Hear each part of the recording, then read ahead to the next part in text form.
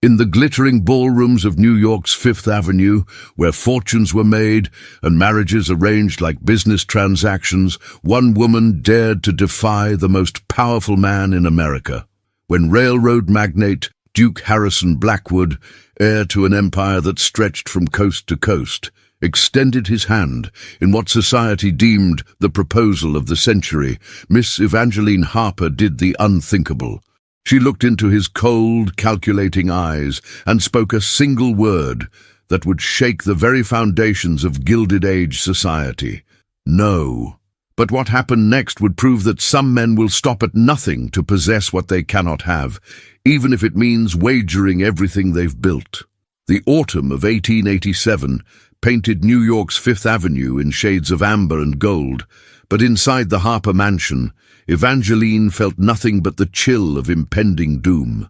At 22, she possessed the kind of ethereal beauty that made grown men stumble over their words, cascading auburn hair that caught light like spun copper, emerald eyes that seemed to hold secrets, and a graceful bearing that spoke of both privilege and intelligence. Yet for all her advantages, she felt more like a prized thoroughbred being prepared for auction than a young woman with dreams of her own. Stand straighter, Evangeline. Her mother, Mrs. Cordelia Harper, commanded from her velvet chair, her sharp eyes scrutinizing every detail of her daughter's appearance. The Duke will be here within the hour, and everything must be perfect. Duke Harrison Blackwood. Even his name carried the weight of an empire. At 35, he commanded the largest railroad network in America, his influence stretching from the bustling ports of New York to the gold fields of California. Society pages described him as devastatingly handsome, tall and broad-shouldered, with piercing blue eyes and dark hair that never seemed out of place. But Evangeline had seen something else in those eyes during their brief encounters at various social functions. A coldness that suggested he viewed everything, including people, as assets to be acquired. The Harper family's textile fortune, while substantial, had suffered recent setbacks. Cotton shortages and labor disputes had strained their resources, and whispers of financial difficulty had begun circulating among New York's elite. The proposed union with Duke Blackwood wasn't just advantageous, it was essential for the family's survival. "Remember, darling," her father Theodore Harper added from behind his newspaper, though his voice carried an edge of desperation he tried to mask. "This alliance will secure not just your future, but the future of our entire family." The Duke's proposal is a blessing beyond measure. Evangeline moved to the tall windows overlooking Central Park, watching carriages roll past in the fading daylight. Each clip-clop of horses' hooves seemed to count down the moments until her freedom would be signed away. She had harbored secret dreams of love, real love, the kind she read about in novels hidden beneath her mattress. She imagined a man who would see her mind as beautiful as her face, who would value her thoughts and encourage her secret passion for writing. "He's here," announced their butler, his voice cutting through her reverie like a blade. Duke Harrison Blackwood entered their drawing room with the confidence of a man accustomed to owning everything he surveyed. His perfectly tailored black suit emphasized his imposing frame, and his smile, though charming to observers, never quite reached his eyes. He moved through the room as if he were already its master, appraising the furnishings with the same calculating gaze he used on stock reports. "Mr. and Mrs. Harper," he said, his voice smooth as aged whiskey, "and the lovely Miss Evangeline." His eyes lingered on her in a way that made her skin crawl, as if he were mentally cataloguing her attributes like items in a ledger. The conversation that followed was a carefully choreographed dance of pleasantries and veiled negotiations. Duke Blackwood spoke of his latest business acquisitions, his plans for expanding westward, and his need for a suitable wife to grace his various estates. He never once asked Evangeline about her interests, her thoughts, or her dreams. She was clearly just another acquisition to be added to his vast collection. "Miss Evangeline," he said finally, turning his full attention to her, "perhaps you would join me for a private word in the garden." Her parents' eager nods left her no choice. As they walked among the carefully manicured roses, Duke Blackwood's demeanor shifted slightly, revealing glimpses of the ruthless businessman beneath the polished exterior. "You understand, of course, that this union would be mutually beneficial," he said, his tone suggesting the matter was already decided. "Your family's textile connections complement my transportation empire perfectly. And you, my dear, would become one of the most powerful women in America." Evangeline felt her heart racing, but not with excitement, with dread. "And what of affection, Your Grace?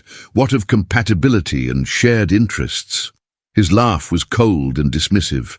"Affection is a luxury for those who can afford it. We are building an empire, Miss Harper. Love is for poets and dreamers."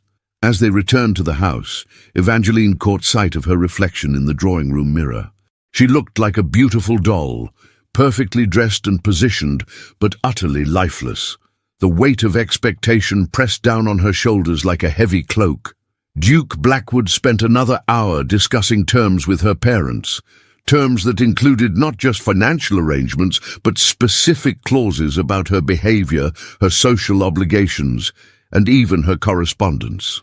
She would be expected to host elaborate parties, support his political ambitions, and produce heirs to continue the Blackwood legacy. Her own desires were never mentioned. As the evening drew to a close, Duke Blackwood approached her one final time. "I trust you understand the honor being bestowed upon you, Miss Harper. I shall call upon you tomorrow evening for your formal answer, though I'm certain a woman of your intelligence recognizes the wisdom of this arrangement." After he departed, the Harper mansion felt smaller somehow, as if his presence had consumed all the air. Evangeline retreated to her room, where she sat at her writing desk and stared at the blank page before her. Tomorrow she would be expected to say yes to a life of gilded captivity, to surrender her dreams for the sake of duty and financial security.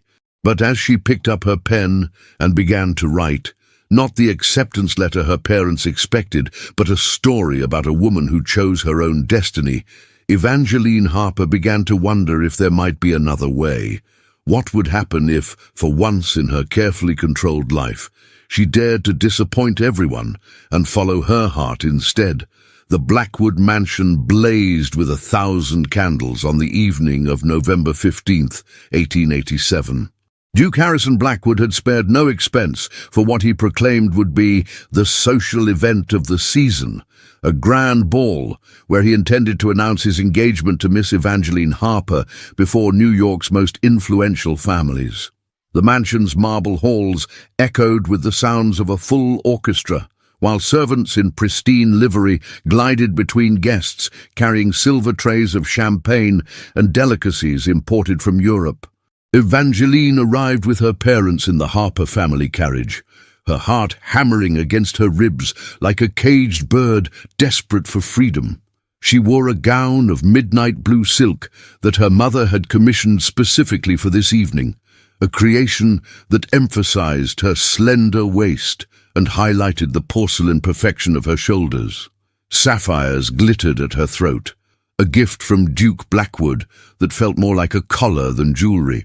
"Remember, darling," her mother whispered as they ascended the grand staircase, "tonight secures our family's future. You must not disappoint us." The ballroom was a vision of opulence that would have taken Evangeline's breath away under different circumstances. Crystal chandeliers cast rainbow prisms across walls adorned with priceless paintings, while exotic flowers from Duke Blackwood's private conservatories perfumed the air. The cream of New York society had gathered, the Astors, the Vanderbilts, the Whitneys, all eager to witness what they believed would be the merger of two great American fortunes. Duke Blackwood appeared at her side almost immediately, resplendent in white tie and tails, his dark hair gleaming under the chandelier light. "Miss Harper," he said, offering his arm with practiced gallantry, "you look absolutely exquisite. A worthy future Duchess of the Blackwood Empire."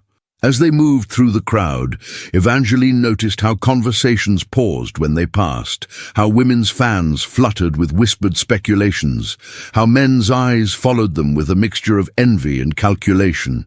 She felt like an exhibit in a museum, beautiful but lifeless, admired but not truly seen. "Your Grace," approached Mrs. Caroline Whitmore, one of society's most influential matrons, "we're all simply breathless with anticipation for your announcement. Miss Harper is such a fortunate young lady." Duke Blackwood's smile was triumphant. "Indeed, Mrs. Whitmore, Miss Harper has proven herself to be everything I require in a wife: beautiful, well-bred, and appropriately manageable." The word manageable struck Evangeline like a physical blow. She wasn't a woman to him. She was a possession to be managed, controlled, displayed when convenient. Her fingers tightened on her fan as she struggled to maintain her composure. The evening progressed with agonizing slowness. Duke Blackwood paraded her from group to group, discussing their future as if she weren't standing right beside him. He spoke of the children they would have, the estate she would manage, the social obligations she would fulfill. Never once did he mention her thoughts, her feelings, or her dreams. "The wedding will be held at St. Patrick's Cathedral, naturally," he informed the gathered crowd during dinner. "Miss Harper will, of course, relocate to my primary estate in the Hudson Valley, where she can focus entirely on her duties as my wife." Evangeline's younger sister Charlotte, who had accompanied them to the ball, leaned close during a brief moment when Duke Blackwood was distracted by business conversation. "Oh, Evangeline," she whispered, her eyes bright with envy, "you're so incredibly lucky. To think you'll be the most powerful woman in New York. I would give anything to be in your position." Charlotte's words stung more than she could have imagined. Her own sister saw only the wealth and status, completely blind to the prison bars being constructed around Evangeline's life. At 19, Charlotte possessed the same Harper beauty, but with a calculating ambition that reminded Evangeline uncomfortably of Duke Blackwood himself. As the evening reached its crescendo, Duke Blackwood called for the orchestra to cease playing. The ballroom fell silent as he moved to the center of the dance floor, his commanding presence drawing every eye in the room. Evangeline felt her legs trembling beneath her silk gown as she realized the moment had arrived.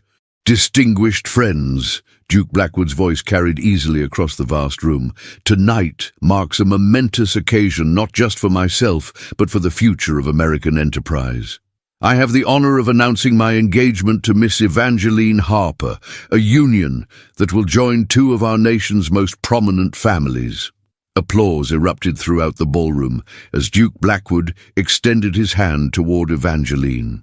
She could see her parents' faces glowing with pride and relief, could feel the weight of hundreds of expectant gazes upon her. This was the moment she was supposed to step forward, to accept her fate with grace and gratitude. Instead, Evangeline Harper did something that would be whispered about in New York, drawing rooms for decades to come. She remained perfectly still, her emerald eyes meeting Duke Blackwood's with unwavering determination. "I'm afraid there has been a misunderstanding, Your Grace," she said, her voice carrying clearly in the sudden silence.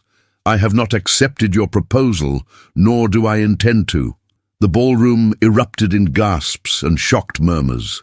Duke Blackwood's face transformed from confident triumph to thunderous rage in the span of a heartbeat.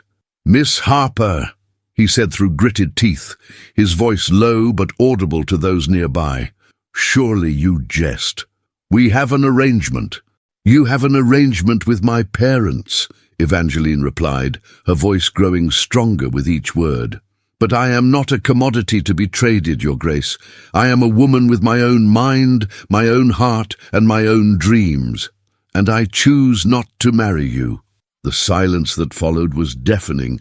Mrs. Harper's face had gone white as parchment, while Mr. Harper looked as if he might collapse from apoplexy. Charlotte's mouth hung open in shock, her eyes wide with a mixture of horror and secret excitement at the scandal unfolding before her. Duke Blackwood's mask of civility finally slipped completely. "You ungrateful little fool," he hissed, stepping closer to her with barely contained fury. "Do you have any idea what you're throwing away, what you're doing to your family's reputation?" "I'm choosing freedom over a golden cage," Evangeline replied, her chin raised defiantly. "I would rather face uncertainty than surrender my soul to a man who sees me as nothing more than a beautiful ornament for his collection." The Duke's eyes blazed with a rage that made several nearby guests step back in alarm.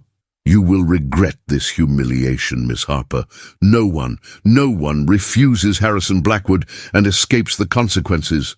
With that ominous declaration, he turned on his heel and strode from the ballroom, leaving behind a crowd of stunned socialites and one young woman who had just sacrificed everything for the chance to choose her own destiny. As the whispers and scandalized conversations erupted around her, Evangeline felt a strange mixture of terror and exhilaration.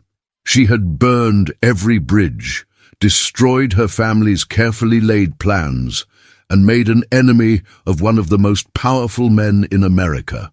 But for the first time in her life, she had spoken her truth, and nothing, not even the storm of consequences she knew was coming, could take that moment of authentic courage away from her. What would become of a woman who dared to say no to a duke? And what lengths would a man accustomed to owning everything go to in order to possess the one thing that had slipped through his fingers? The Harper mansion felt like a tomb in the days following what New York society had dubbed the Great Refusal.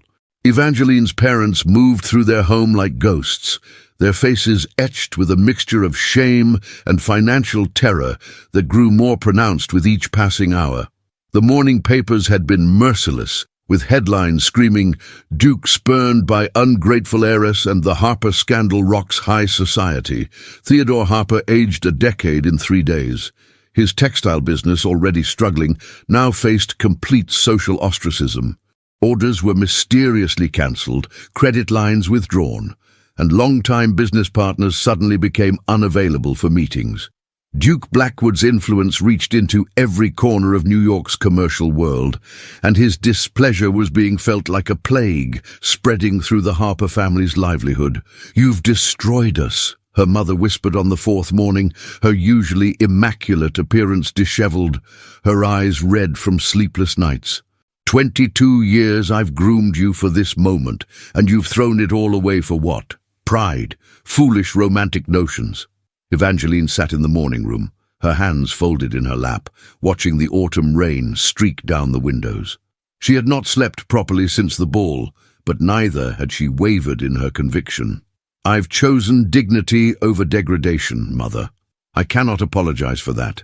Charlotte, meanwhile, had taken to avoiding Evangeline entirely, her earlier excitement at the scandal replaced by cold resentment, as she realized how her sister's actions might affect her own matrimonial prospects. "No respectable family will want to associate with us now," she had declared the previous evening. "You've ruined my chances as well as your own." It was on this grey morning that salvation arrived in the most unexpected form. Mrs. Agatha Pemberton, Evangeline's great-aunt and the family's most notorious black sheep, appeared at their door like a force of nature wrapped in a travelling cloak. At 68, Aunt Agatha possessed the same Harper beauty, though weathered by years of adventure and independence. She had scandalized the family decades earlier by refusing marriage, traveling the world alone, and establishing herself as a successful art dealer in Boston. "Cordelia," Aunt Agatha announced, sweeping into the drawing room without ceremony, "you look absolutely dreadful. And you, Theodore, appear to be on the verge of apoplexy. Where is my brave niece?" Evangeline appeared in the doorway, her heart lifting at the sight of the one family member who had always encouraged her unconventional thoughts. Aunt Agatha studied her with sharp, intelligent eyes that missed nothing. "Ah, there she is. The young woman who had the courage to tell Harrison Blackwood exactly what he could do with his arrogant proposal." Aunt Agatha's smile was fierce with approval.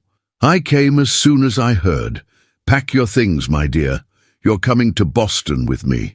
"Agatha," Mrs. Harper protested weakly. Evangeline needs to remain here and find some way to repair this disaster. Perhaps if she were to write a letter of apology— Apologize! Aunt Agatha's voice could have cut glass. For refusing to marry a man who treats women like livestock? Absolutely not. Evangeline, go pack. We leave within the hour. The train journey to Boston felt like an escape from prison. As the New York countryside rolled past their first-class compartment window, Evangeline felt the weight of expectation and judgment gradually lifting from her shoulders. Aunt Agatha regaled her with stories of her travels, her art acquisitions in Paris, her adventures in the American West, her friendships with writers and artists who lived by their own rules rather than society's dictates. "You know, my dear," Aunt Agatha said as they shared tea and sandwiches, "I was once engaged to a perfectly suitable gentleman, wealthy, well-connected, approved by the family. But he had the personality of a wet fish and the imagination of a turnip. I broke the engagement 3 days before the wedding." "What happened?" Evangeline asked, fascinated by this family history she'd never heard. "Scandal? Naturally. My parents disowned me for 6 months. But I took the money I would have spent on a wedding and used it to travel to Europe instead. Best decision I ever made." Aunt Agatha's eyes twinkled with mischief. "I learned that a woman with intelligence and determination can create her own destiny, regardless of what society expects." Boston proved to be a revelation. Aunt Agatha's townhouse on Beacon Hill was filled with artwork from around the world, books in multiple languages, and an atmosphere of intellectual freedom that Evangeline had never experienced. The very air seemed to vibrate with possibility. "Tomorrow," Aunt Agatha announced over dinner their first evening, "I'm taking you to meet some friends of mine. There's a literary salon that meets weekly, writers, artists, progressive thinkers, people who value ideas over inheritance." The salon met in the elegant home of Mrs. Victoria Ashford, a widow who had transformed her grief into purpose by supporting emerging artists and writers. The gathering was unlike anything Evangeline had ever experienced. Men and women engaged in passionate debates about literature, politics, and social reform. Ideas flowed as freely as the wine, and no one seemed concerned with bloodlines or bank accounts. It was there that Evangeline first encountered Dr. Elias Reed, and her world shifted on its axis. Dr. Reed was not conventionally handsome in the way Duke Blackwood was. At 32, he possessed an understated appeal, medium height, with warm brown hair that refused to stay perfectly groomed, intelligent hazel eyes behind wire-rimmed spectacles, and hands that spoke of both gentleness and strength. He had recently returned from studying medicine in Vienna and was establishing a practice that focused on treating the poor as well as the wealthy. "Miss Harper," Mrs. Ashford introduced them, "I'd like you to meet Dr. Reed. He's been telling us about his work with immigrant families in the North End." "A pleasure, Miss Harper," Dr. Reed said, his voice carrying a slight accent that suggested Midwestern origins. "I understand you're visiting from New York." "Escaping from New York would be more accurate," Evangeline replied, surprised by her own honesty.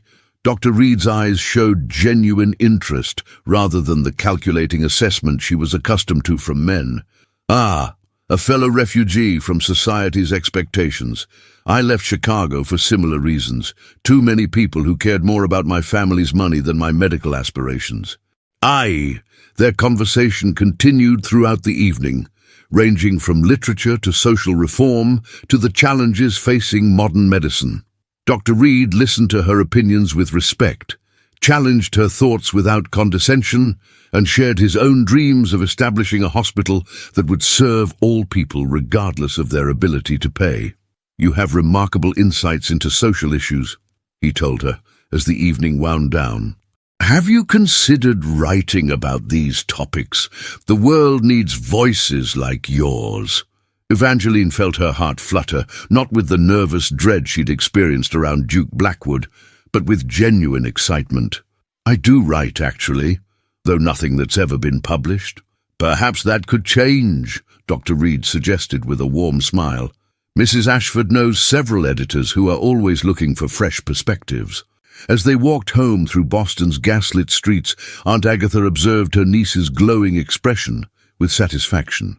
"Dr. Reed seems like a remarkable young man." "He is," Evangeline agreed, then paused. "Aunt Agatha, is it possible that I could build a life here? A real life, based on my own choices rather than others' expectations?" "My dear girl," Aunt Agatha replied, linking their arms, "not only is it possible, it's exactly what you're going to do. But first, you need to discover who Evangeline Harper truly is when she's free to be herself."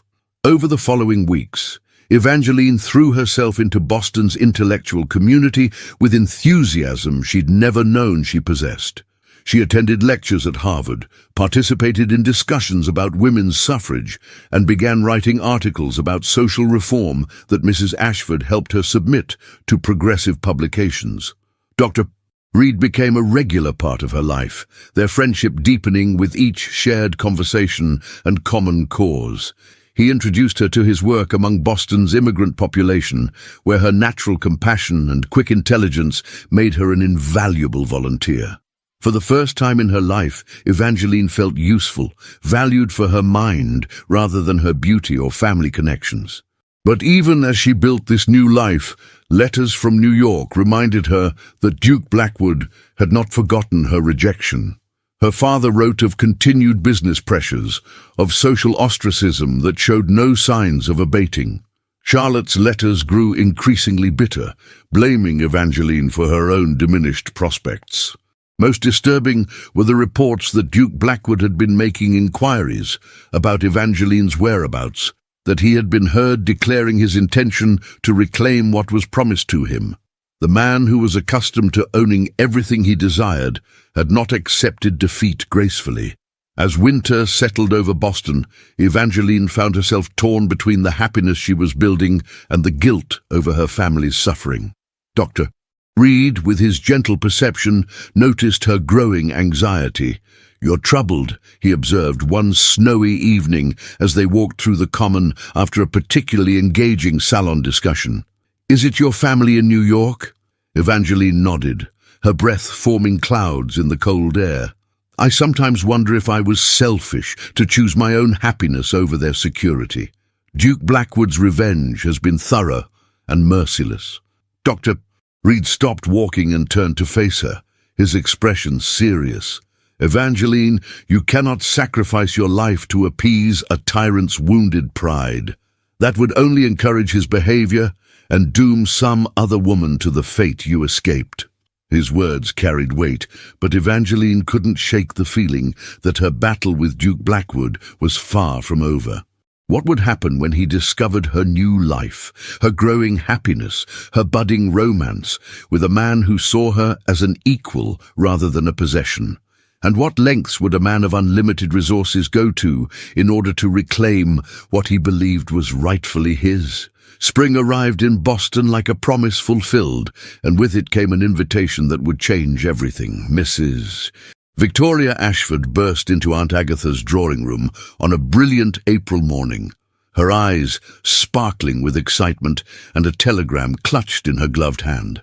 "Evangeline, my dear," she announced breathlessly, "you simply must hear this.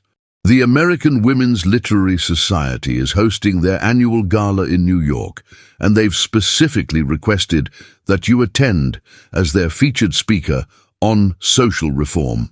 Evangeline looked up from her writing desk, where she had been working on an article about healthcare access for immigrant families. Over the past 6 months, her pieces had gained recognition in progressive circles, published in respected journals under her own name. The shy, compliant girl who had fled New York had transformed into a confident woman with a voice that mattered. "New York?" Evangeline's heart skipped a beat. "Mrs. Ashford, I'm not certain that's wise. My family situation there remains complicated." Aunt Agatha, who had been arranging flowers from her garden, set down her shears with a decisive click. "Nonsense! You cannot hide from that pompous railroad baron forever. Besides, It's time New York society saw what you've become, a woman of substance and achievement. Dr. Elias Reed, who had become a regular visitor to the Pemberton household, looked up from the medical journal he'd been reading. Over the months, their friendship had deepened into something beautiful and profound. He respected her intellect, supported her ambitions, and never once suggested she should be anything other than exactly who she was. "I think you should go," he said quietly, his warm hazel eyes meeting hers. "Your voice deserves to be heard, especially by those who once dismissed you. And," he added with a gentle smile, "I could arrange to attend the medical conference happening that same week. You wouldn't have to face New York alone." The thought of Elias being nearby gave Evangeline courage she hadn't known she possessed. "Very well," she said, her chin lifting with determination. "I'll accept their invitation." Odile. 3 weeks later, Evangeline Harper returned to New York as a completely different woman. Gone was the compliant debutante in pastel silks. In her place stood a confident author and social reformer, dressed in a sophisticated emerald green gown that complemented her eyes and spoke of quiet authority rather than desperate beauty. Her auburn hair was styled in a more mature fashion, and her bearing radiated the self-assurance that came from knowing her own worth. The Literary Society Gala was held at the prestigious Delmonico's restaurant, and the guest list included New York's most progressive thinkers alongside curious members of traditional society. Evangeline's parents had declined to attend. Her father's business remained under siege, and her mother could not bear the thought of facing the whispers and stares. Charlotte, however, had managed to secure an invitation through her new beau, a minor railroad executive who hoped to curry favor with Duke Blackwood. She arrived in a gown of pale pink that emphasized her youth and beauty, her eyes bright with malicious curiosity about her sister's transformation. "My goodness, Evangeline," Charlotte said when they encountered each other in the ladies' retiring room, "you look so different, older, more serious. I suppose that's what happens when one abandons proper society for radical ideas." "I prefer to think of it as growing into myself," Evangeline replied calmly, adjusting her gloves. "How are mother and father?" Charlotte's expression darkened. "Struggling thanks to your selfishness. Father's lost 3 more major contracts this month. Duke Blackwood's influence reaches everywhere, you know. He hasn't forgotten your humiliation of him." Before Evangeline could respond, a commotion in the main dining room drew their attention. Through the doorway, she could see the crowd parting like the Red Sea, and her blood turned to ice as she recognized the commanding figure striding through the room. Duke Harrison Blackwood had arrived. He looked exactly as she remembered, tall, imposing, devastatingly handsome in his perfectly tailored evening wear. But there was something different in his bearing now, a harder edge that spoke of a man who had spent months nursing wounded pride and plotting revenge. His piercing blue eyes swept the room until they found her, and the smile that crossed his lips was anything but pleasant. "Miss Harper," he said, approaching with the confidence of a predator who had finally cornered his prey. "How unexpected to find you here. I was under the impression you had fled to Boston to escape the consequences of your poor judgment." The conversations around them gradually ceased as people sensed the tension crackling between them. Evangeline felt every eye in the room upon her, waiting to see if she would crumble under the Duke's intimidating presence, as so many others had. Instead, she drew upon the strength she had discovered in herself over the past months. "Your Grace," she replied with perfect composure, "how kind of you to attend an event celebrating women's intellectual achievements. Though I confess surprise, I wouldn't have thought such progressive ideals would interest you." Duke Blackwood's eyes flashed with anger at her subtle insult, but his smile never wavered.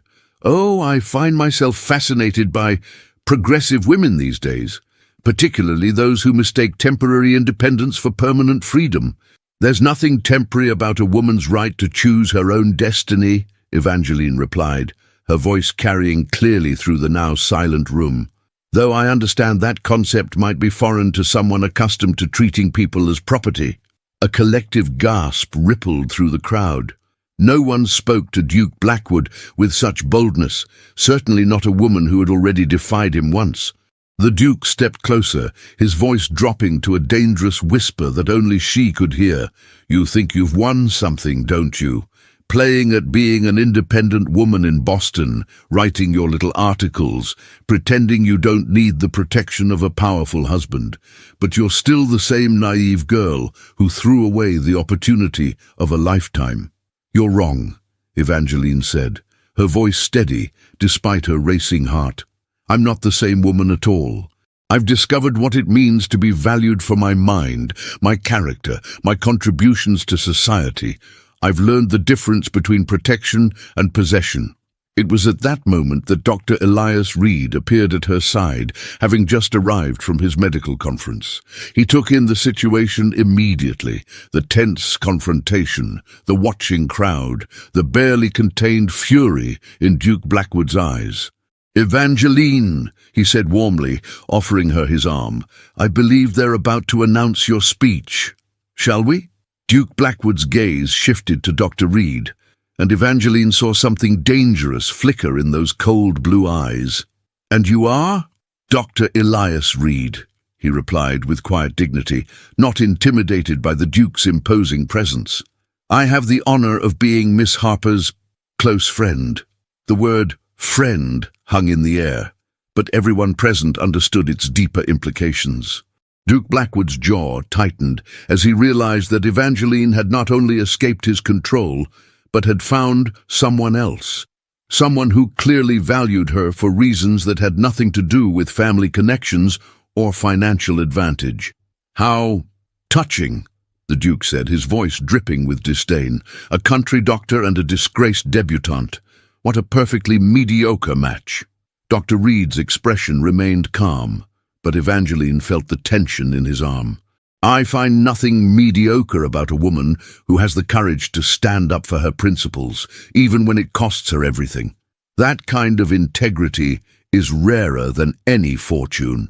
The Duke's mask of civility finally began to slip. "Integrity?" He laughed harshly. "She destroyed her family's reputation and livelihood for the sake of childish rebellion. That's not integrity. It's selfishness." "No," Evangeline said, her voice ringing with conviction. "Selfishness would have been accepting your proposal and condemning myself to a lifetime of misery simply to maintain appearances. What I did was choose authenticity over convenience, love over luxury." The word love seemed to strike Duke Blackwood like a physical blow. His eyes blazed with a fury that made several nearby guests step back in alarm. "Love," he repeated, the word sounding like a curse on his lips. "You think this physician can give you what I offered? You think his modest income and middle-class aspirations can compare to the empire I would have shared with you? He offers me something you never could," Evangeline replied, her hand tightening on Dr. Reed's arm. "Respect, partnership, the freedom to be myself rather than a beautiful ornament for your collection." Duke Blackwood's composure finally shattered completely. "You will regret this," he said, his voice low and menacing. "Both of you. I'm not a man who accepts defeat gracefully, and I have resources you cannot imagine. This is far from over." With that ominous declaration, he turned and strode from the restaurant, leaving behind a room full of stunned socialites and one young woman who had just publicly chosen love over power for the second time in her life. As the crowd gradually resumed their conversations, buzzing with excitement over the dramatic confrontation they had witnessed, Dr. Reed turned to Evangeline with concern in his eyes. "Are you all right?" he asked softly. His threats are the desperate words of a man who cannot accept that some things cannot be bought or bullied into submission, Evangeline replied, though she couldn't quite suppress the shiver of apprehension that ran through her. Later that evening, as Evangeline delivered her speech on social reform to thunderous applause, she felt a profound sense of triumph. She had faced down her greatest fear and emerged stronger than ever. But even as she basked in the warmth of the audience's approval and Dr. Reed's proud smile, she couldn't shake the feeling that Duke Blackwood's threats were not idle ones. What would a man of unlimited resources and wounded pride do when faced with the ultimate humiliation, losing the same woman twice and to someone he considered beneath his notice? The answer would come sooner than she expected, and it would test everything she had learned about courage, love, and the true meaning of freedom. The morning after the Literary Society Gala dawned grey and ominous over New York City, as if the very sky reflected the storm brewing in the wake of Evangeline's public confrontation with Duke Blackwood. She awoke in her childhood bedroom at the Harper Mansion, where she had reluctantly agreed to stay for the remainder of her visit, despite the palpable tension that filled the house like smoke. Her parents had maintained a cold silence since her return, their disappointment and fear radiating from them in waves. The morning newspapers, which had once again seized upon the Harper family drama with gleeful abandon, lay scattered across the breakfast table like accusations. "Duke Blackwood spurned again," screamed one headline, while another proclaimed, "The Harper heiress's second scandal." Dr. Elias Reed had sent word that he would call upon her that afternoon, but even the prospect of seeing him couldn't entirely dispel the unease that had settled in her chest like a cold stone. Duke Blackwood's parting words echoed in her mind. "I have resources you cannot imagine. This is far from over." It was Charlotte who brought the first hint of what those resources might entail. She swept into the morning room where Evangeline sat writing letters, her face flushed with excitement and malicious satisfaction. "You'll never guess what I heard at Mrs. Whitmore's tea yesterday," Charlotte announced, settling herself in the chair across from her sister with theatrical flair. "Duke Blackwood has made the most extraordinary offer." Evangeline set down her pen, her stomach clenching with foreboding. "What sort of offer?" Charlotte's eyes glittered with barely contained glee. "He's offered to purchase Father's entire textile business at twice its current market value. Can you imagine? All our financial troubles would disappear overnight. Father could pay off every debt and still have enough left over to restore our family's position in society." The blood drained from Evangeline's face as the implications became clear. "And what does he want in return?" "Why, nothing at all," Charlotte said with false innocence. "Except, of course, that you return to New York permanently and accept his renewed proposal of marriage. He's even agreed to overlook your indiscretions in Boston and provide you with a generous allowance for your charitable interests." Evangeline felt as if the walls were closing in around her. Duke Blackwood had found the perfect weapon. Her family's desperate financial situation and her own sense of guilt over their suffering. He was offering them salvation, but at the cost of her freedom and happiness. "Surely Father wouldn't consider such a thing," she said, though her voice lacked conviction. Charlotte's smile was sharp as a blade. "Wouldn't he? He's been closeted with his accountants all morning, reviewing the offer. Mother is already planning the wedding announcements. They see it as divine providence, a chance to undo the damage you've caused." Before Evangeline could respond, their father appeared in the doorway, his face haggard, but his eyes bright with desperate hope. "Evangeline, my dear, we need to talk." The conversation that followed was one of the most painful of Evangeline's life. Theodore Harper laid out their financial situation with brutal honesty. The mounting debts, the cancelled contracts, the social ostracism that had destroyed his business relationships. Duke Blackwood's offer represented not just salvation, but resurrection. "I'm not asking you to sacrifice yourself for us," her father said, though his words rang hollow. "But perhaps you were too hasty in your judgment of the Duke. He's a powerful man, yes, but power can be used for good. Think of the charitable work you could accomplish as his wife, the influence you could wield for worthy causes." "Father," Evangeline said gently, "you're asking me to marry a man who sees me as property, who has spent months systematically destroying our family's livelihood to force my compliance. How could any good come from such a union?" Her mother, who had been silent throughout the discussion, finally spoke. "Because sometimes, Evangeline, we must sacrifice our personal desires for the greater good. Your marriage to Duke Blackwood would secure not just our family's future, but Charlotte's prospects as well. Would you condemn us all for the sake of your romantic notions?" The weight of their expectations, their desperation, their barely concealed resentment pressed down on Evangeline like a physical force. She excused herself and fled to the garden, where she had once walked with Duke Blackwood, and felt the first stirrings of rebellion against her predetermined fate. It was there that Dr. Reed found her an hour later, sitting on a stone bench beneath the bare branches of an oak tree, her face pale with anguish. "Evangeline," he said softly, settling beside her. "What's happened? You look as if you've seen a ghost." She told him everything. Duke Blackwood's offer, her family's pressure, the impossible choice that had been laid before her. Dr. Reed listened in silence, his expression growing darker with each detail.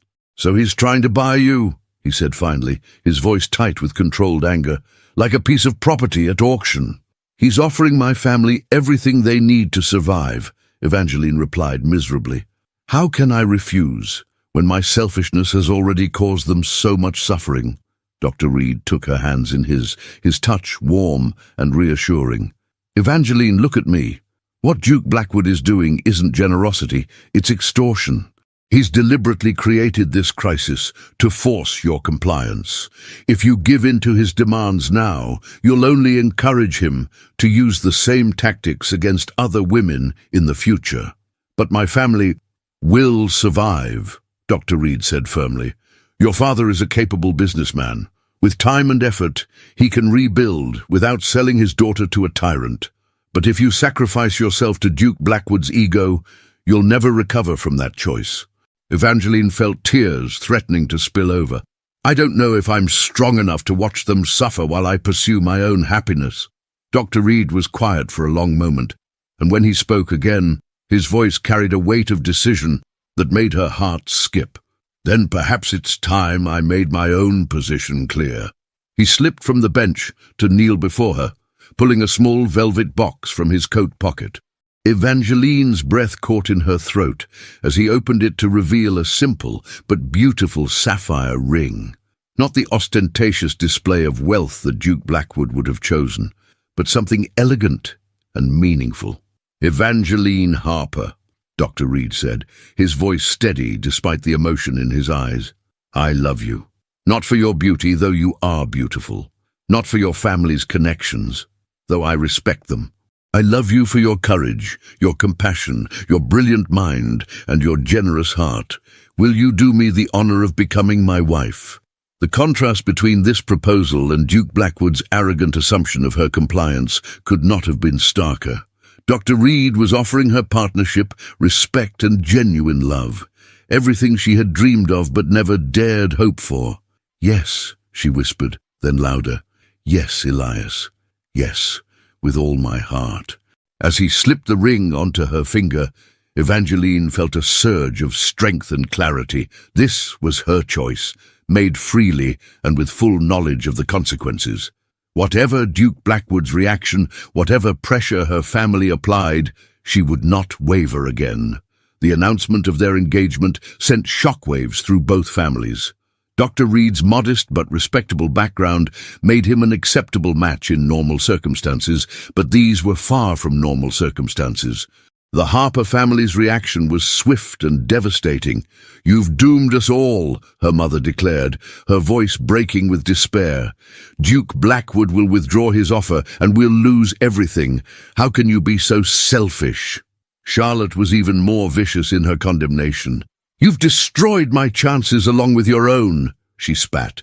"No decent family will want to associate with us now. I hope your precious doctor is worth our complete social ruin." But it was her father's quiet disappointment that cut deepest. "I had hoped," he said sadly, "that you might have learned something from the consequences of your first refusal. But I see you're determined to follow your heart, regardless of the cost to those who love you." The next morning brought Duke Blackwood's response, delivered by his personal secretary in the form of a formal letter. The offer to purchase the Harper textile business was withdrawn, effective immediately. Furthermore, any business that chose to deal with the Harper family would find themselves excluded from all Blackwood enterprises, a death sentence in New York's interconnected commercial world.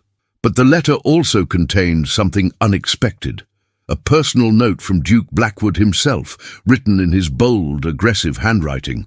"Miss Harper, you continue to underestimate both my determination and my resources. Your engagement to Dr. Reed merely delays the inevitable.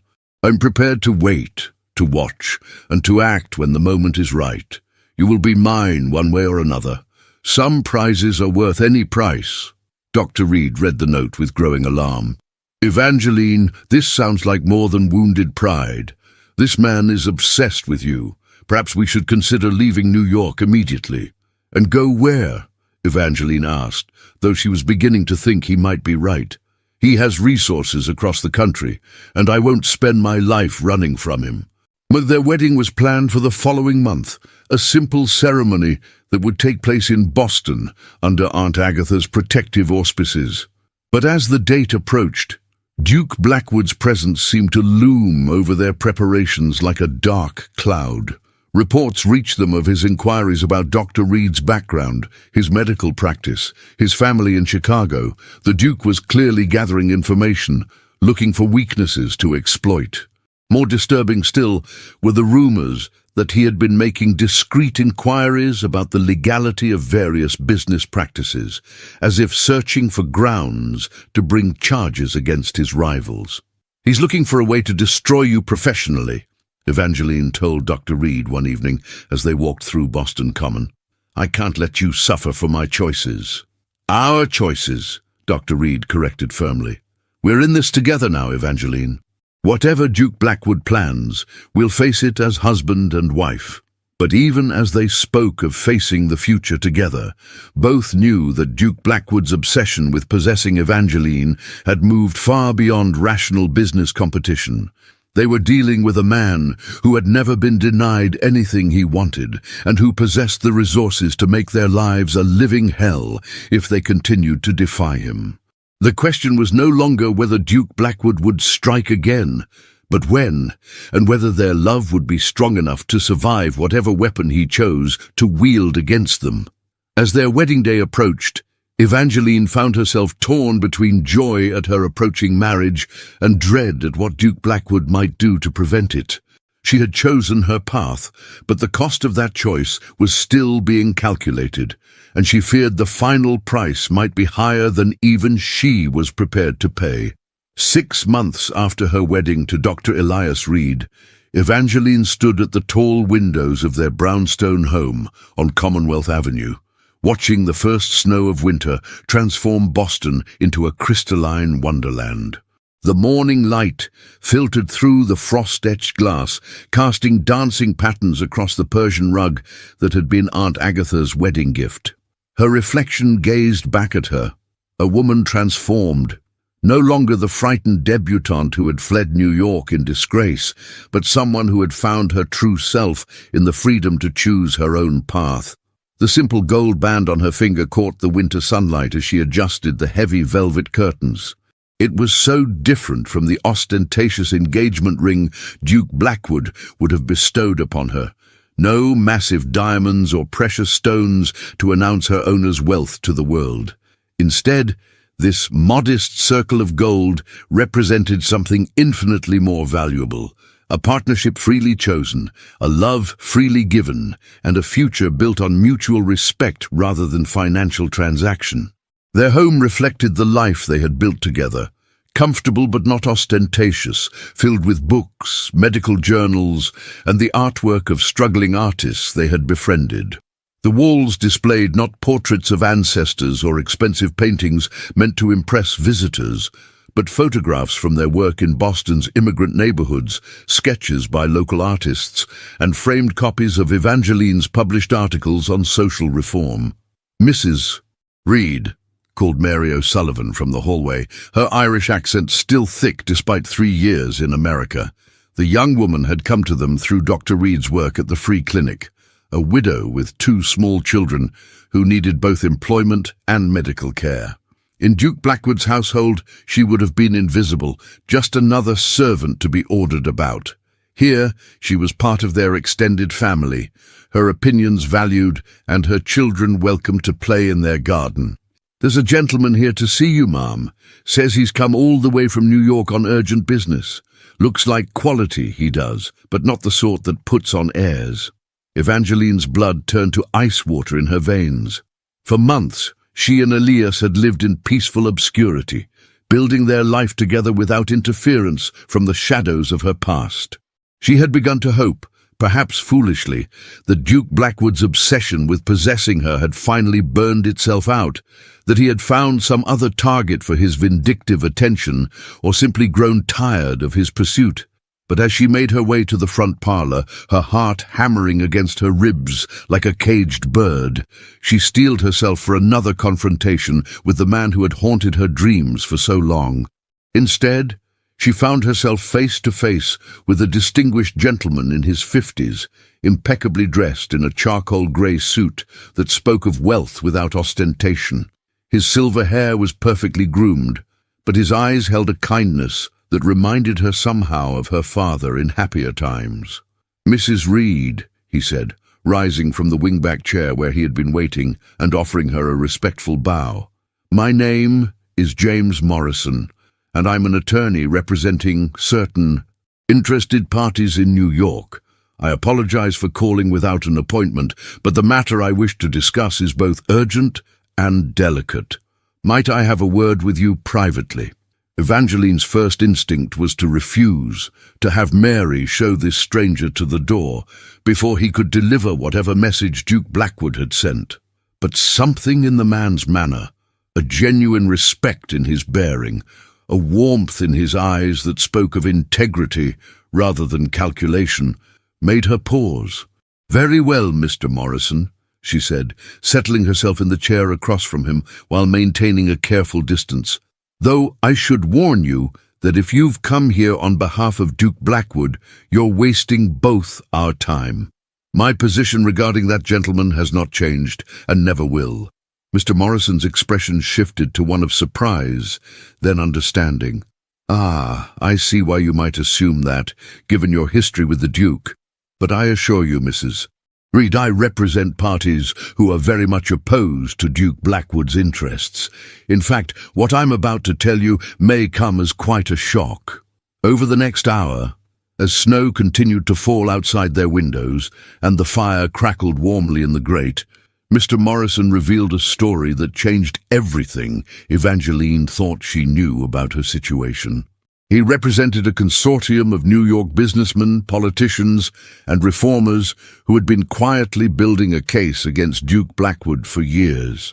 "Your family's situation was not unique, Mrs. Reed," Mr. Morrison explained, his voice grave as he opened a leather portfolio filled with documents. "Duke Blackwood has used similar tactics against dozens of businesses over the years, creating financial crises through market manipulation and intimidation, then swooping in with offers that amount to legalized extortion.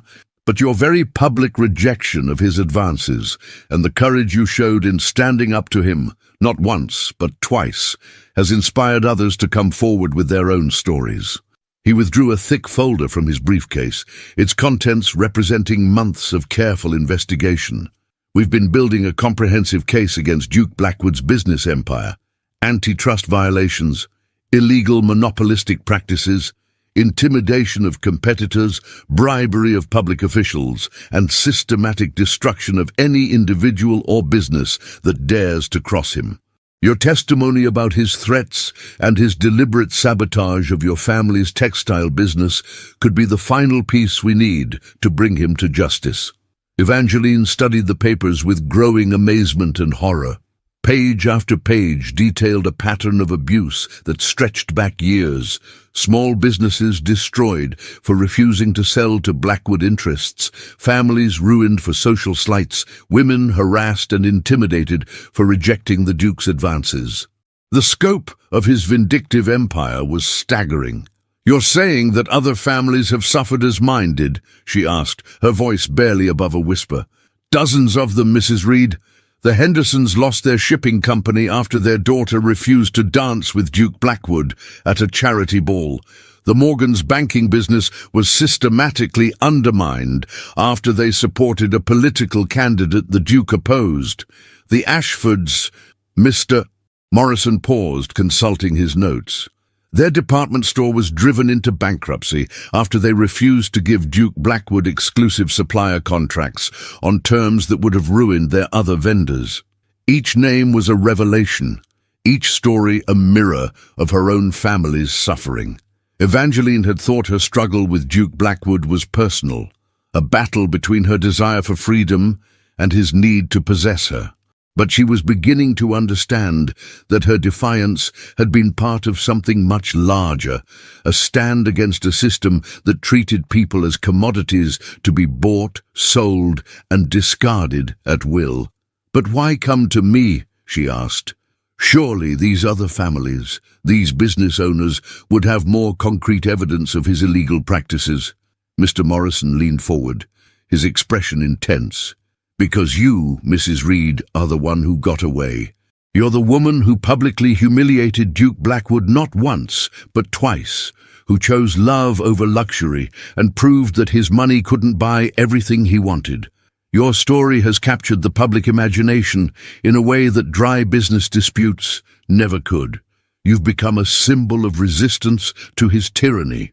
The weight of this revelation settled over Evangeline like a heavy cloak. Her personal choice to follow her heart had somehow become a rallying cry for others who had suffered under Duke Blackwood's vindictive rule. The frightened young woman who had fled New York in disgrace had inadvertently become a beacon of hope for those still trapped in the Duke's web of influence. "What would you need from me?" she asked, though part of her already knew the answer would change her life once again. "Your testimony before a federal grand jury. Details about his threats, his business practices, his attempts to coerce you into marriage through financial blackmail. We need you to tell your story, all of it, in a court of law, under oath, where it can become part of the official record." Mr. Morrison's expression grew serious. "I won't lie to you, Mrs. Reed. It won't be easy. Duke Blackwood has powerful friends in government, expensive lawyers, and a network of influence that reaches into the highest levels of society. He'll use every resource at his disposal to discredit you, to paint you as a vindictive woman seeking revenge for imagined slights. The press attention will be intense, and not all of it will be favorable." Evangeline felt a familiar flutter of fear in her chest, but it was different now, not the paralyzing terror of her youth, but the natural apprehension of someone who understood the magnitude of what was being asked of her. She had found peace in Boston, built a life of meaning and purpose with Elias. Testifying against Duke Blackwood would thrust her back into the spotlight, make her a target once again for his vindictive rage. But as she looked around their parlor, at the photographs of immigrant families they had helped, at the framed articles she had written advocating for workers' rights and women's suffrage, at the evidence of the life they had built based on service to others, she knew there was really only one choice she could make when Dr. Reed returned home that evening from his rounds at Massachusetts General Hospital, his medical bag heavy with the tools of healing and his coat dusted with snow. He found Evangeline in their study. She sat surrounded by legal documents, her face illuminated by the warm glow of the gas lamp as she read through page after page of testimony from Duke Blackwood's other victims. "Evangeline," he said softly, setting down his bag and moving to her side. "What's all this?" She explained Mr. Morrison's visit, the federal investigation, and the opportunity to finally hold Duke Blackwood accountable for years of abuse and intimidation. As she spoke, she watched her husband's expression shift from surprise to concern, to a kind of grim determination that reminded her why she had fallen in love with him in the first place. "It's dangerous," Dr. Reed said after reviewing the papers, his medical training making him naturally cautious about risks. "If Duke Blackwood realizes you're cooperating with this investigation, there's no telling how he might retaliate. He's already proven he's willing to destroy innocent people to get what he wants." "But if I don't testify," Evangeline replied, her voice growing stronger with conviction, "how many other women will suffer as I did?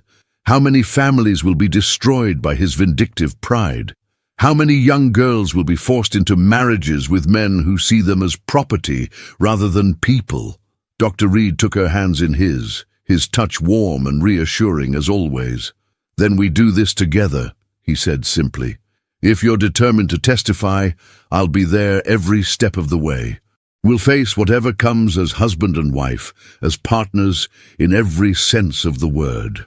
The federal investigation moved with surprising swiftness once Evangeline agreed to cooperate. Mr. Morrison introduced her to a team of prosecutors who had been building their case for months, waiting for the right moment and the right witness to bring Duke Blackwood's empire crashing down.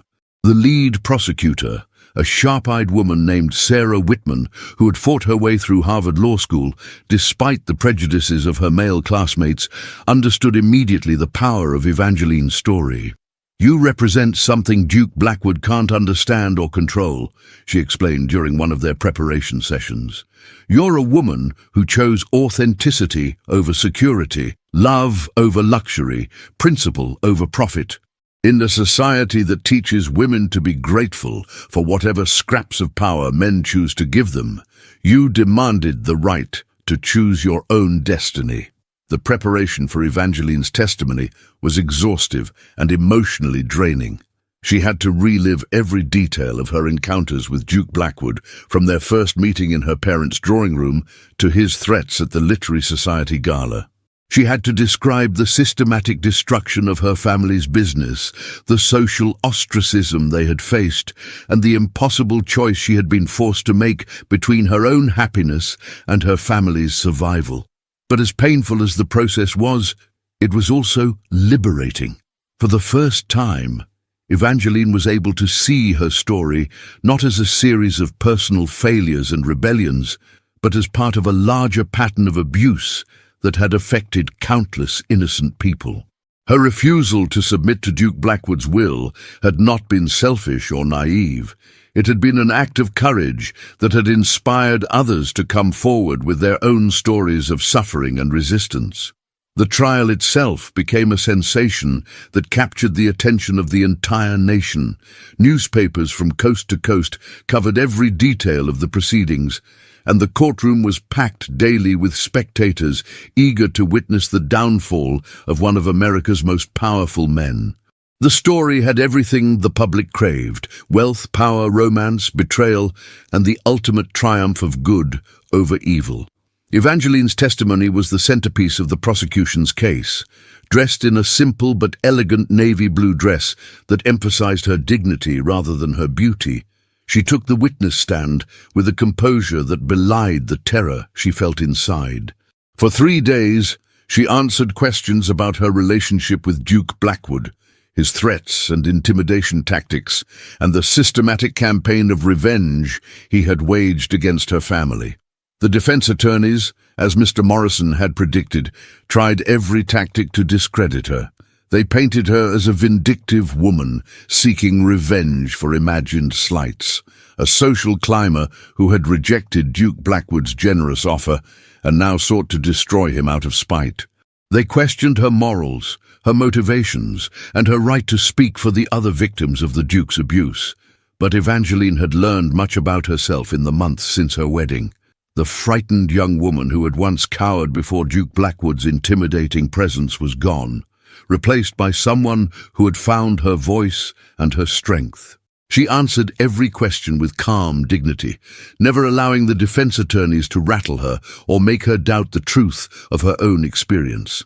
"Mrs. Reed," the lead defense attorney asked during a particularly aggressive cross-examination, Isn't it true that you rejected Duke Blackwood's proposal not out of principle, but because you had already formed an inappropriate attachment to Dr. Reed?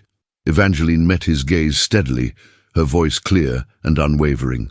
I rejected Duke Blackwood's proposal because he made it clear that he saw me not as a partner or companion, but as a beautiful object to be added to his collection. He never once asked about my thoughts, my dreams, or my desires. He spoke of our marriage as a business transaction that would benefit his empire, not as a union between two people who cared for each other. But surely, the attorney pressed, you understood the honor he was bestowing upon you, the security and position his proposal offered. I understood that he was offering me a gilded cage, Evangeline replied, her voice growing stronger with each word. Wealth and position, in exchange for my freedom, my voice, and my right to choose my own destiny. That is not honor. It is a form of slavery dressed up in silk and jewels. The courtroom erupted in murmurs at her words, and Evangeline saw several women in the gallery nodding in agreement. She had spoken not just for herself, but for every woman who had ever been told to be grateful for male attention, regardless of how it was offered. Duke Blackwood himself cut a pathetic figure throughout the trial. Gone was the commanding presence that had once intimidated New York society. Faced with overwhelming evidence of his crimes, financial records, witness testimony, documented threats, and intimidation, he appeared smaller somehow. His arrogance replaced by desperate attempts to shift blame to subordinates and business partners. When he finally took the stand in his own defense, his testimony was a masterclass in self-delusion and entitlement. He portrayed himself as a victim of jealous competitors and ungrateful beneficiaries of his generosity. He claimed that his business practices were standard for the industry, that his pursuit of Evangeline had been motivated by genuine affection rather than possessive obsession. I offered Miss Harper everything a woman could desire, he declared from the witness stand, his voice carrying the same arrogant certainty that had once made Evangeline's blood run cold. Wealth, position, influence, the chance to be part of building an empire that would last for generations. I cannot understand why she would choose poverty and obscurity over such opportunities. It was prosecutor Sarah Whitman who delivered the killing blow during her cross-examination. Mr. Blackwood, she said, her voice sharp as a blade, in all your testimony about what you offered Miss Harper, you have never once mentioned love, affection, or respect. You speak of her as if she were a prize to be won, rather than a human being with her own thoughts and feelings. Do you not see how this attitude might be offensive to a woman of intelligence and dignity?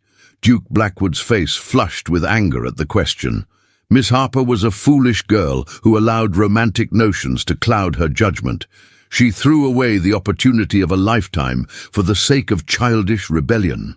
Or perhaps, Prosecutor Whitman suggested, she was a wise woman who recognized that some things, love, respect, personal freedom, cannot be bought at any price, no matter how high.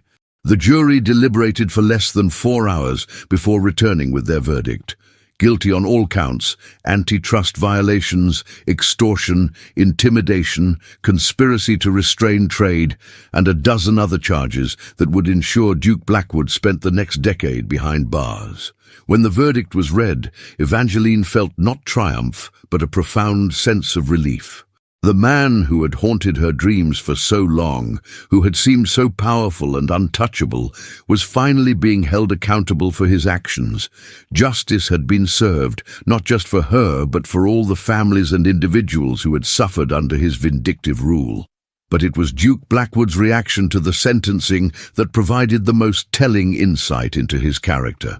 As he was led away to begin his 10-year prison term, he caught sight of Evangeline in the courtroom gallery. Instead of the rage she expected, she saw something that looked almost like bewilderment in his cold blue eyes. "I could have given you everything," he called out, his voice carrying across the suddenly silent courtroom. "Wealth, power, position, influence beyond your wildest dreams. Why did you choose poverty over privilege? Why did you throw away everything I offered for the sake of a country doctor and a life of mediocrity?" Evangeline rose from her seat, feeling the weight of every eye in the courtroom upon her. This was her moment, to deliver her final words to the man who had tried to own her, to speak not just for herself, but for every woman who had ever been told to be grateful for male attention regardless of how it was offered.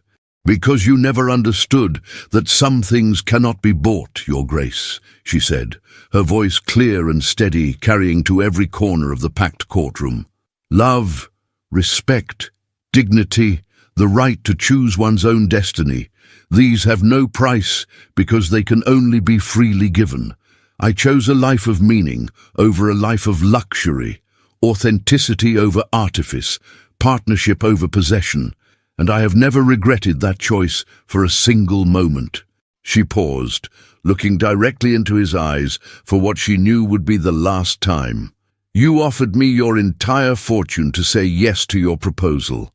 But what you never realized is that I already possessed something infinitely more valuable than money. The freedom to choose my own path, to love whom I wished, and to build a life based on my own values rather than society's expectations.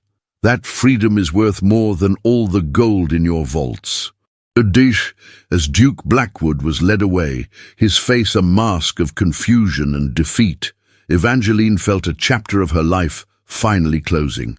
The man who had seemed so powerful, so threatening, was revealed to be nothing more than a hollow shell of wealth and privilege, empty of the human connections that gave life meaning.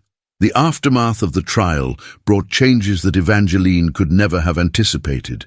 The publicity surrounding the case had made her a national figure, a symbol of women's courage and independence that resonated far beyond the confines of New York society. Letters poured in from across the country, from women thanking her for her courage, from families who had suffered similar abuse, from young girls who saw in her story proof that they too could choose their own destinies. Theodore Harper, freed from Duke Blackwood's vindictive persecution, began rebuilding his textile business with remarkable success. The publicity surrounding the trial had actually enhanced his reputation, as customers flocked to support a family that had stood up to corporate bullying. Within 6 months, Harper Textiles was more profitable than it had ever been, and Theodore found himself in the unexpected position of being courted by the same society figures who had shunned him after Evangeline's first refusal of Duke Blackwood. More surprisingly, Charlotte reached out to her sister for the first time since the wedding. Her marriage to the railroad executive had proven as loveless and calculating as Evangeline had feared, and she was beginning to understand the wisdom of her sister's choices. "I was wrong about you, Evangeline," Charlotte wrote in a letter that arrived on a crisp December morning, her handwriting shaky with emotion. "I thought you were foolish to choose love over security, naive to believe that happiness mattered more than social position. But I see now that you were the brave one, the wise one.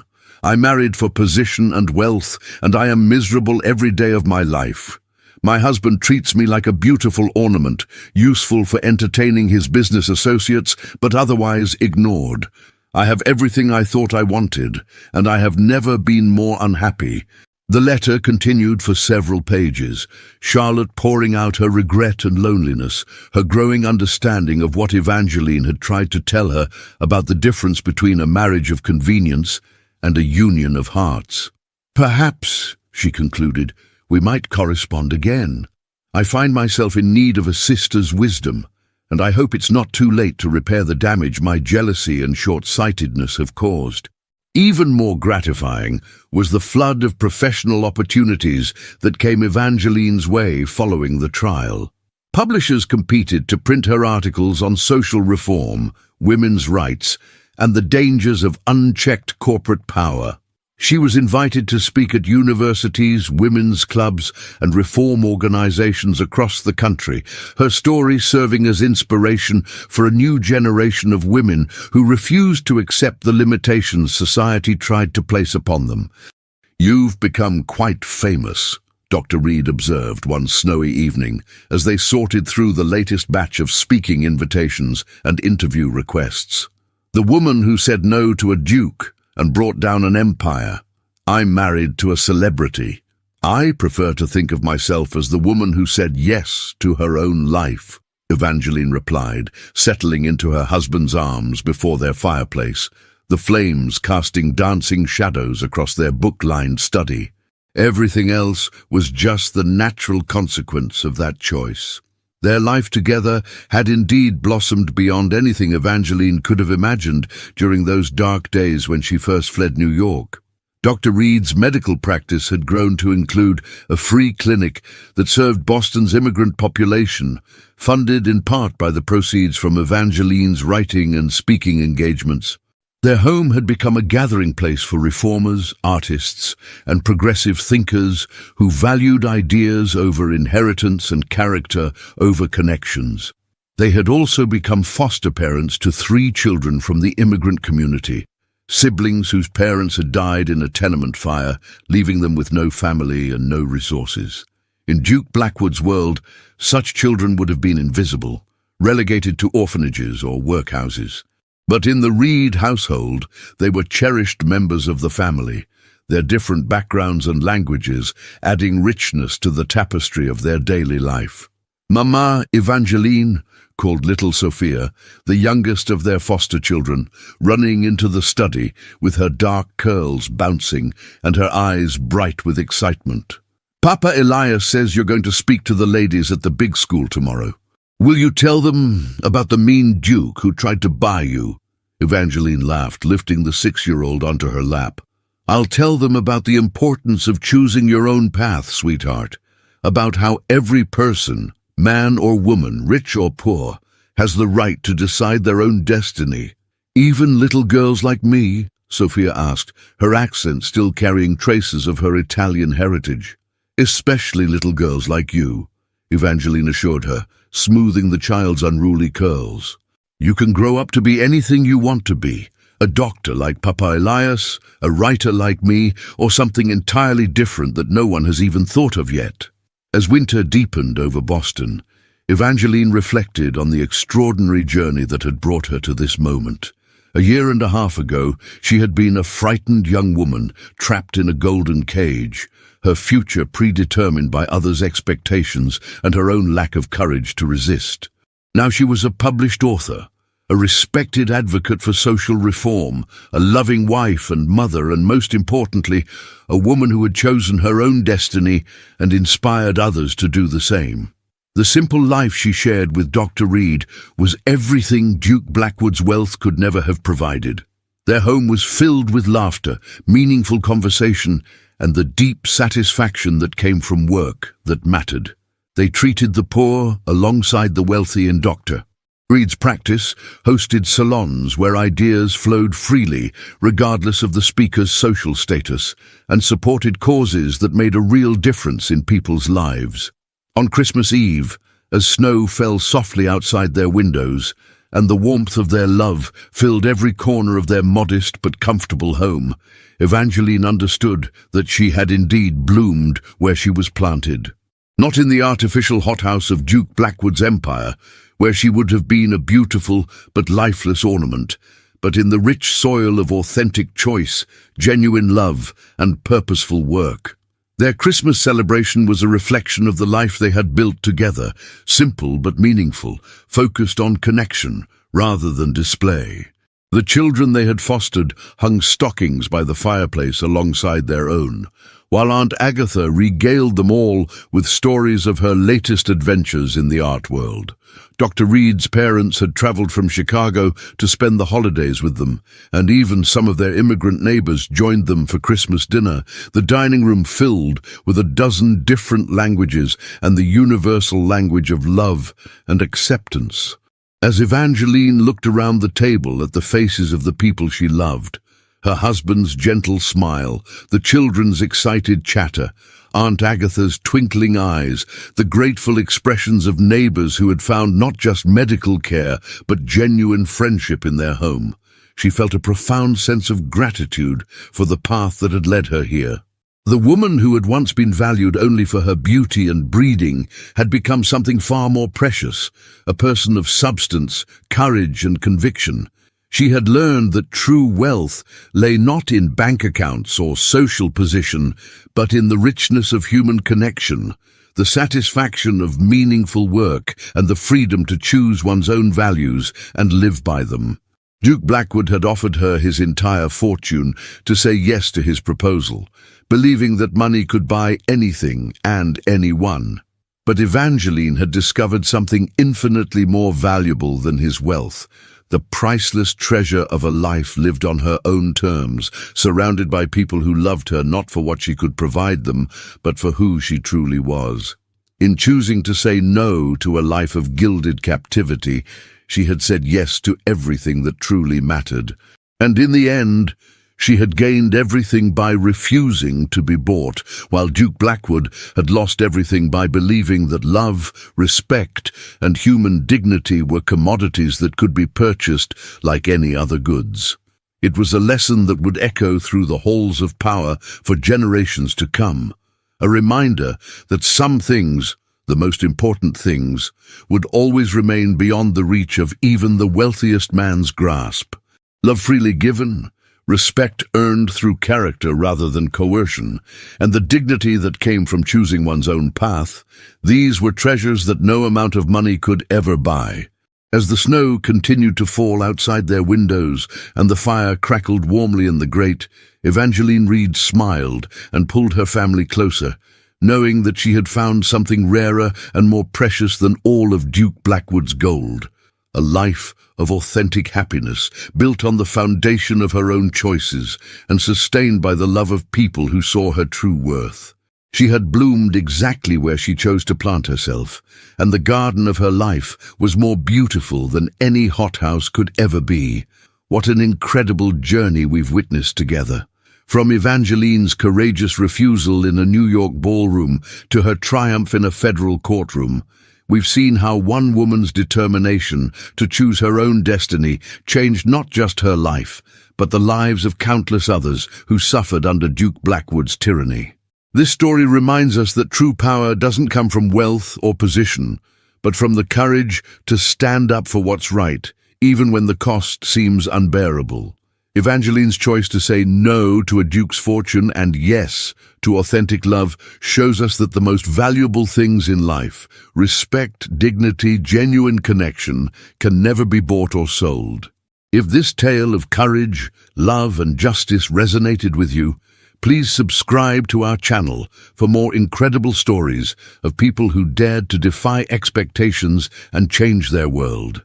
Share this video with someone who needs to hear that they have the power to choose their own path, no matter how impossible it might seem.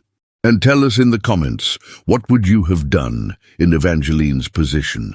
Have you ever had to choose between security and authenticity?